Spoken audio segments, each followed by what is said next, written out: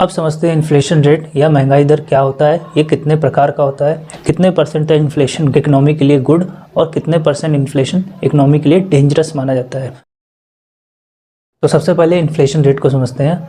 अगर आज inflation rate 10% है तो यानी कोई चीज़ अगर कल 100 रुपये में मिल रही थी तो वही चीज़ आज 110 रुपये में मिलेगी। इन्फ्लेशन टोटल 4 तरह के होते हैं। पहला क्रीपिंग इन्फ्लेशन, दूसरा वॉकिंग इन्फ्लेशन, तीसरा गैलोपिंग इन्फ्लेशन और चौथा हाइपर इन्फ्लेशन। तो चलिए इन्हें इन्फ्लेशन रेट चार्ट से समझते हैं। तो सबसे पहले क्रीपिंग इन्फ्लेशन से शुरुआत करते हैं। इन्फ्लेशन रेट चार्ट 0 से इनफाइनाइट तक होता है। अगर इन्फ्लेशन 0 से 4% के बीच में है तो ये क्रीपिंग या क्रॉलिंग इन्फ्लेशन बोला जाता है। क्रॉलिंग का मतलब जो बच्चा घुटनों के बल चलता है उसको क्रॉलिंग कहते हैं। और ये इन्फ्लेशन गुड फॉर इकोनॉमी होता है, यानी अगर 0 से 4% के बीच में होगा तो इन्फ्लेशन इकोनॉमी के लिए अच्छा है। वॉकिंग इन्फ्लेशन से पहले हम गैलोपिंग इन्फ्लेशन के बारे में समझते हैं। गैलोपिंग इन्फ्लेशन 10% से 50% के बीच होता है।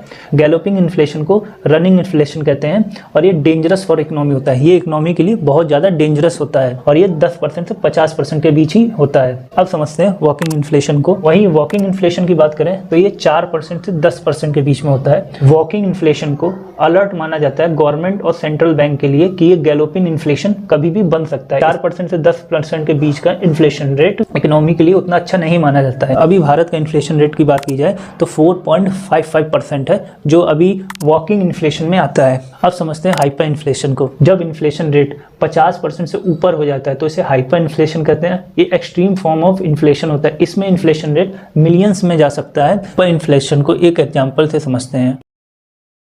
एक मोबाइल कंपनी एप्पल ने 1000 फ़ोन बनाए और एक फ़ोन प्राइस रखा 1 लाख रुपया। अब जिनके पास पैसा है उन्होंने तो आसानी से 1 लाख रुपए देकर फ़ोन खरीद लिया, लेकिन जिनके पास नहीं है उन्होंने किसी एंड्रॉयड या कीपैड मोबाइल को ही लेकर अपना काम चला लिया। अब अगले दिन क्या होता है, सरकार सोचती है क्यों ना हम नोट छापकर अपने देश की गरीबी को ही ख़त्म कर दें, और फिर गवर्नमेंट नोट छापकर जनता में बांटना शुरू कर देती है, जिससे होता क्या है एकदम से बहुत सारा पैसा मार्केट में आ जाता है। अब अगले दिन ही उस कंपनी या दुकान पर फ़ोन लेने वालों की भयंकर भीड़ लग जाती है, क्योंकि अब सबके पास पैसा आ गया। कोई भी 1 लाख रुपए देकर आसानी से मोबाइल खरीद लेगा। अब इधर समझिए, क्योंकि सप्लाई तो वही है लेकिन डिमांड बढ़ गई है। अब डिमांड बढ़ गई है तो प्राइस भी बढ़ जाएगा, प्राइस बढ़ जाएगा तो इन्फ्लेशन भी बढ़ जाएगा। इस कंडीशन में दुकानदार भी वही करता है जो आपने अपने पुराने एलईडी टीवी को बेचते टाइम किया था। दुकानदार तब तक प्राइस बढ़ाता जाएगा जब तक कि उसे 1000 मोबाइल खरीदने वाले ग्राहक ना मिल जाए।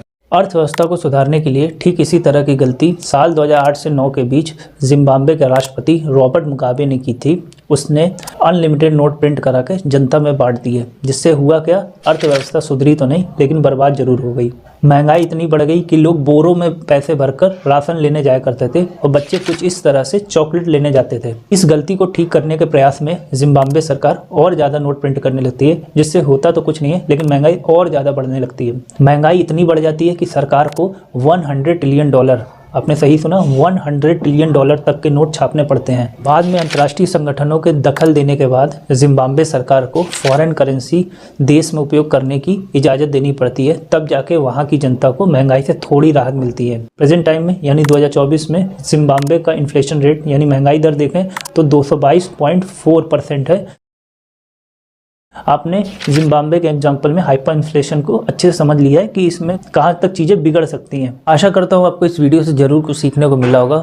अगर वीडियो आपको अच्छा लगा तो वीडियो को लाइक करें और चैनल पर नए तो चैनल को जरूर सब्सक्राइब करें। ये आपके लिए तो बिल्कुल फ्री है लेकिन इससे हमारी बहुत हेल्प हो जाती है, तो प्लीज़ चैनल को जरूर सब्सक्राइब करें। नमस्कार।